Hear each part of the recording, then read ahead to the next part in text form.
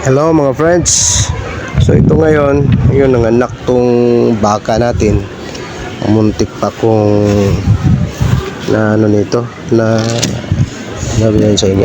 Sungay yun sa amin sa Bisaya eh. Yung muntik ka bang ano eh, ano yung gamitin sungay yun sa inyo, di ba? Horn, yung gamitin yung horn upang saktan ka. Yun ano kasi ito matapang pag mayroon ng anak. So 285 days pala manganak ang baka. So ito ay nag-meet yun, kinakastahan yung baka November yun, by the month of November 21 at saka nanganak siya September 2, 2025.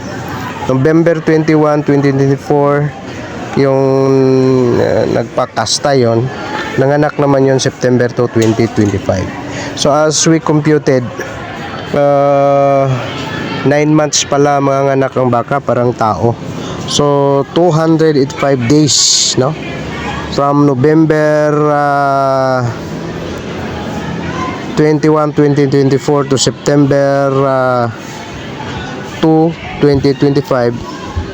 So yon, as we computed 285 days nanganak yung baka natin, babae. So ito ngayon, ito na ang baka natin, titingnan nyo. So salamat mga friends. So more informative messages I should have to give you. Dito lang tayo, ito rin sa ano natin, sa channel natin. So alam niyo naman, dahil yun ang tunay nating pangalan sa ang pangalan ng channel natin ay yung pangalan natin. Have a blessed day everyone.